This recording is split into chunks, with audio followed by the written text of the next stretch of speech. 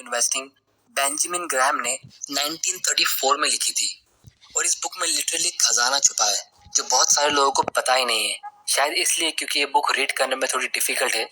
लेकिन ऐसा क्या खजाना है वो आज आपके साथ इस वीडियो में मैं शेयर करने वाला हूँ। इनफैक्ट वॉरेन बफे जो एक सेल्फ मेड बिलियनर है, उन्होंने बहुत बार 3 बुक का नाम लिया है जिससे उनको अपनी लाइफ में सबसे ज्यादा वैल्यू मिली है, जिसमें से एक बुक ये है। तो चलिए शुरू करते हैं इस बाइबल ऑफ वैल्यू इन्वेस्टिंग के इंपॉर्टेंट लेसन्स की तरफ।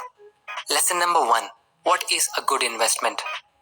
दोस्तों, सदियों पहले जब बिजनेस ओनरशिप को बहुत सारे साइलेंट पार्टनर्स में डिवाइड किया गया था, जिसको हम स्टॉक या इंडिया में शेयर्स कहते हैं, जो स्टॉक मार्केट में बिकते हैं, तो बहुत ही गिने चुने लोग होते थे जो इसे खरीदते थे और बाकी सारे लोगों की नजरों में ये एक टाइप का गैम्बलिंग होता था।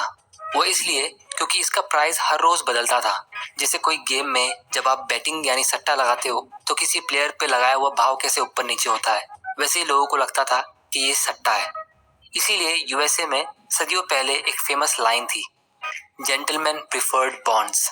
और दोस्तों, वो टाइम पे ब्रांड नाम की कोई चीज होती नहीं थी, क्योंकि जब रेडियो इन्वेंट हुआ तब जाके बड़ी कंपनीज को अपने प्रोडक्ट्स को एडवर्टाइज करने का मौका मिला, जिससे उनके ब्रांड्स फेमस होने लगे और फिर लोग ब्रांडेड प्रोडक्ट्स का डिमांड करने लगे।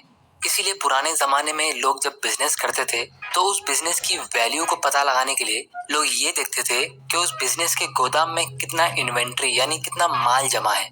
जैसे मान लो आपके गोदाम में 500 करोड़ के चावल है, तो आपके बिजनेस की वैल्यू हुई 500 करोड़। क्योंकि यहाँ आपका कोई ब्रांड नहीं है तो आपको उससे जो नॉर्मल मार्केट प्राइस मिलेगा आपको उसी में बेचना होगा और इसीलिए वैल्यू भी उसी प्राइस पे की जाती थी। अब इंटरेस्टिंग बात यह है कि स्टॉक मार्केट में लोग डर के मारे या लालच में आके स्टॉक का प्राइस कभी इतना ज्यादा बढ़ा देते हैं या कभी इतना नीचे कर देते हैं, जिससे उस बिजनेस की एक्चुअल वैल्यू कुछ और होती है और मार्केट प्राइस कुछ और ही होता है। और दोस्तों, ऐसा अक्सर होने लगा था। अब क्योंकि लोगों को फाइनेंशियल स्टेटमेंट्स रीड करना आता नहीं था, तो यहीं पे बेंजामिन ग्रैहम जो एक वैल्यू इन्वेस्टर थे, वो हमें कह रहे हैं कि हमें ऐसे मिसप्राइस्ड स्टॉक्स को ढूंढ के निकालना चाहिए जो उनके हिसाब से बेस्ट इन्वेस्टमेंट्स हो गए। यानी टेक्निकल टर्म में अगर मैं कहूँ तो ऐसे स्टॉक्स खरीदो जिसके नेट करंट एसेट्स उसके करंट मार्केट प्राइस से ज्यादा हो। अगर आपको ये टेक्निक नहीं समझ रही तो मैं आपको इसका रियल एग्जांपल दिखाता हूँ। और दोस्तों, सबसे इंटरेस्टिंग बात ये है कि आज की तारीख में हमको बैलेंस शीट, इनकम स्टेटमेंट और इतनी ज्यादा रिसर्च करने की जरूरत ही नहीं है। बेंजामिन ग्रैहम के टाइम पे एक्सेल शीट, इंटरनेट या कैलकुलेटर भी नहीं था, तो उन लोगों को सारे कैलकुलेशन खुद से करने पड़ते थे। लेकिन आज हमारे पास लेटेस्ट टूल्स है। तो चलिए आपको मैं रियल एग्जांपल दिखाता हूँ ऐसे स्टॉक को लेके जो मैंने रिसेंटली खरीदा था बेंजामिन ग्रैहम की वैल्यू इन्वेस्टिंग टेक्निक से। उससे पहले मैं बताना चाहूंगा ये एक स्टॉक रिकमेंडेशन नहीं है, ये सिर्फ एजुकेशनल पर्पस के लिए है। दोस्तों, अभी आपकी स्क्रीन पे KRBL लिमिटेड का स्नैपशॉट दिख रहा होगा जिसमें इसके फाइनेंशियल डिटेल्स है। अगर आप इसकी वेबसाइट पे जाओगे तो आपको दिखेगा India Gate basmati rice brand इसी कंपनी का है। आपने शायद इस ब्रांड का नाम भी सुना होगा। अब ये कंपनी का फिलहाल मार्केट कैप यानी कंपनी का टोटल मार्केट प्राइस 5,901 करोड़ रुपया है और इसका एक शेयर बिक रहा है 251 रुपीज का। अब यहाँ इंटरेस्टिंग बात यह है कि इस कंपनी का करंट एसेट्स 3,000 करोड़ का है और करंट लाइबिलिटीज सिर्फ 570 करोड़ की है। यानी नेट नेट अगर आप इस कंपनी का लाइबिलिटी क्लियर कर दो यानी इसका कर्जा चुका दो और फिर आप इस कंपनी को बंद कर दो तो आज की आज ही आपको इस कंपनी से ऑलमोस्ट 26,000 करोड़ मिलेगा। अब यहाँ तक आपको समझ में आ गया।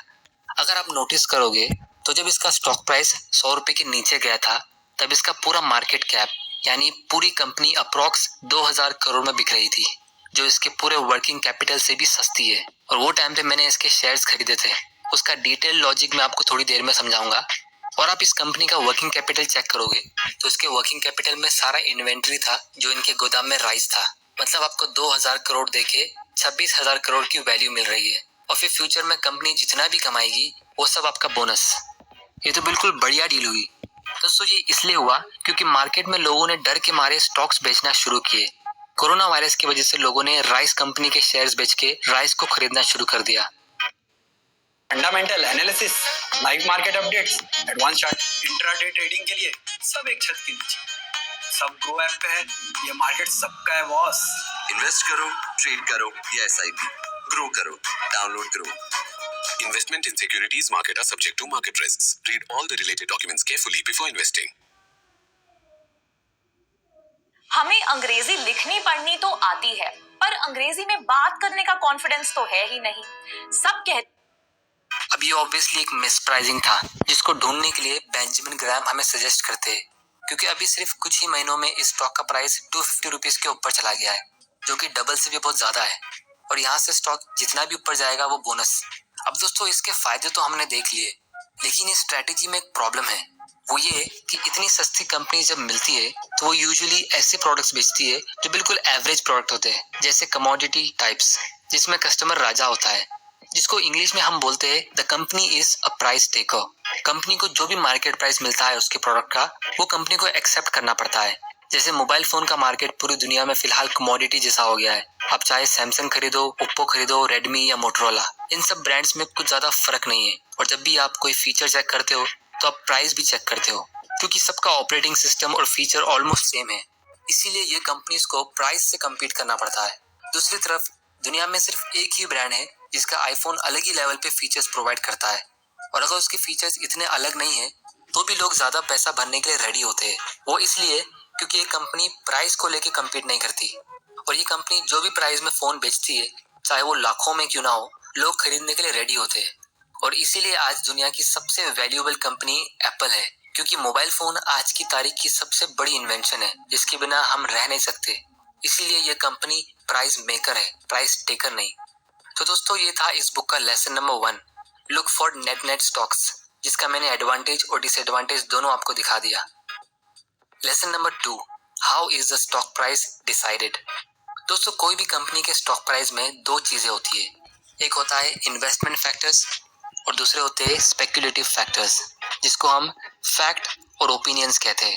तो दोस्तों आप जब भी इन्वेस्टमेंट करते हो आपको उसके फैक्ट्स पे फोकस करना चाहिए। तो फिर ये इन्वेस्टमेंट फैक्टर्स होते क्या है? दोस्तों ये वही होते हैं जिससे हम कंपनी की इंट्रिंसिक वैल्यू निकालते हैं। जैसे मान लो आपको अभी थोड़ी देर पहले एक कमोडिटी बिजनेस की इंट्रिंसिक वैल्यू निकालनी थी, तो मैंने आपको बताया आपको सिर्फ उसके पास जितना इन्वेंट्री है उसका वैल्यूएशन करना है।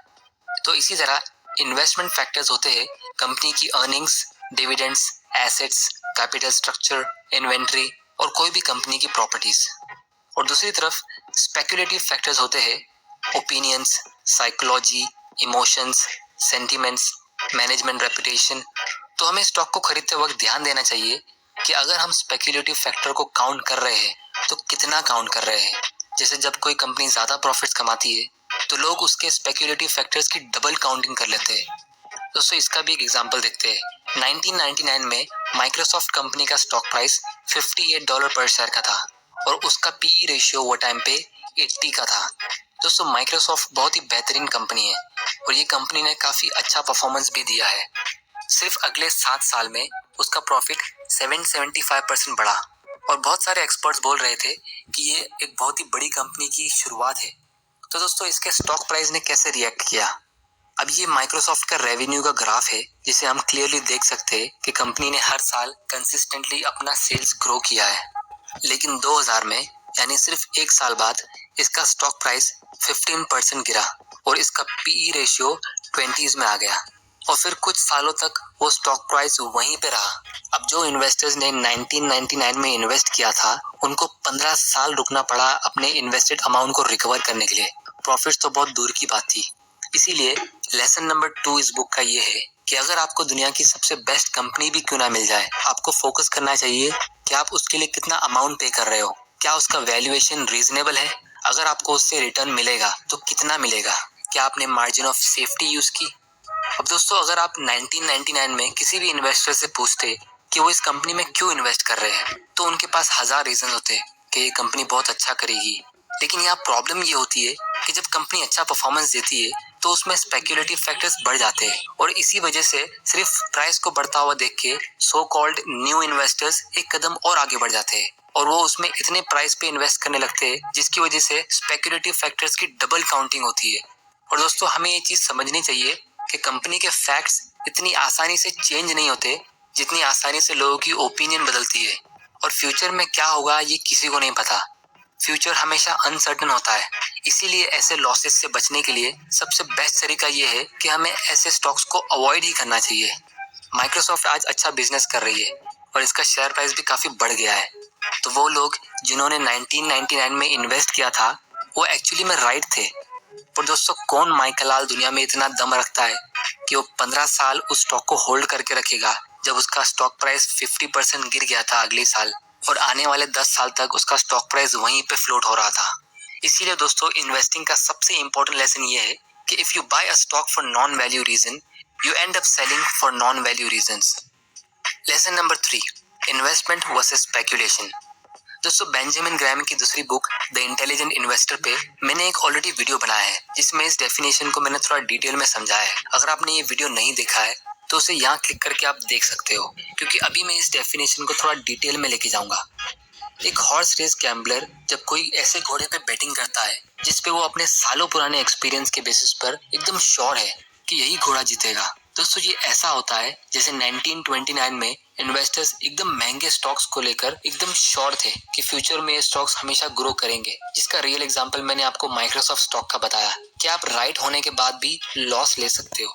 अब बेंजामिन ग्राहम ने यहाँ पे यूएसए के 1920s के ब्लू चिप बैंकिंग स्टॉक का एग्जांपल लिया है, जो शायद हम इंडियंस के लिए इतना रेलेवेंट नहीं होगा, तो मैं इंडियन कंपनीज की बात करता हूँ।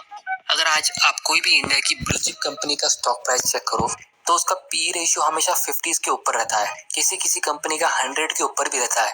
अब इसमें कोई शक वाली बात नहीं कि ये कंपनी बहुत ही बढ़िया है और ये कंपनी आने वाले कुछ साल तक बंद नहीं होगी, लेकिन आपको इसमें अगर इन्वेस्ट करना है तो आपको ये क्वेश्चन करना चाहिए कि क्या इसका प्राइस जस्टिफाइड है, इसमें अगर स्पेक्युलेटिव फैक्टर मिक्स्ड है तो वो कितना है। क्योंकि इस बुक में से एक बहुत ही इंपॉर्टेंट लाइन में कोट करता हूँ, the market made up new standards as it went along by accepting the current price however high as the sole measure of value. Any idea of safety based on this uncritical approach was clearly illusory and replete with danger.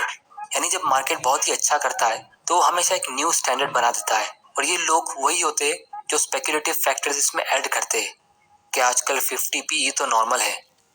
Carried to its logical extreme, it meant that no price could possibly too high for a good stock. मतलब जब लोग ये logic apply करने लगेंगे तो उनके हिसाब से कोई भी प्राइस कंपनी का ओवर वैल्यूड होगा ही नहीं, और उनके लिए वो स्टॉक तब भी उतना ही सेफ होगा जब वो $25 से $200 में बिक रहा हो। दोस्तों अभी इसे एक्सप्लेन करने के लिए मैं एक इंडियन एग्जांपल लेता हूँ जिससे आपको बहुत ही आसानी से समझ आ जाएगा। मान लो आपको अपने लिए एक बंगला खरीदना है, उस बंगले की एक्चुअल वैल्यू है 1 करोड़ और आसपास के बंगले भी वही प्राइस में बिक रहे हैं। कोई अगर बहुत अच्छा बंगला है तो वो 1 करोड़ 20 लाख का है, और कोई थोड़ा छोटा है तो वो 90 लाख का है। अब अगर आपको वो बंगला बहुत ज्यादा पसंद आ गया तो क्या आप उस बंगले के लिए 10 करोड़ देने के लिए रेडी होगे, यानी 10 टाइम्स उसकी वैल्यू से?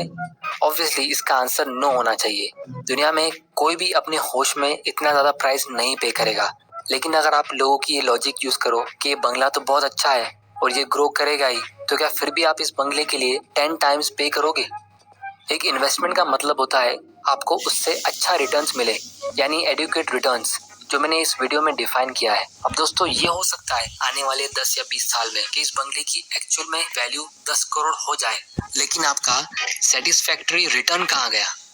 इसीलिए बेंजामिन ग्रैहम की एक और लाइन यहाँ पे मैं कोट करना चाहूंगा, जिसका मतलब ये है कि अगर आप मुझे दुनिया के कोई भी सबसे अच्छे स्टॉक के बारे में बताओ या बंगले के बारे में बताओ, तो मैं ये नहीं बोल सकता कि वो एक अच्छा इन्वेस्टमेंट है जब तक मुझे उसके प्राइस के बारे में इंफॉर्मेशन ना मिल जाए। तो दोस्तों इस चैप्टर का सबसे इम्पोर्टेंट लेसन ये है, an excellent company can still be a bad investment if you pay too high for it, because an investment operation is one that can be justified on both qualitative and quantitative grounds. यानी आपको उसकी quality पे भी focus करना चाहिए और उसके price पे भी। और दोस्तों मैं बताना चाहूँगा ये बुक में और बहुत सारे इंपॉर्टेंट इन्वेस्टिंग लेसन है जो इस वीडियो के पार्ट 2 में होगा। तो अगर आपने इस चैनल को सब्सक्राइब नहीं किया है तो इसे कर लीजिए और बेल आइकन को प्रेस कर देना ताकि आप ऐसे इंपॉर्टेंट वीडियोस मिस ना कर दो।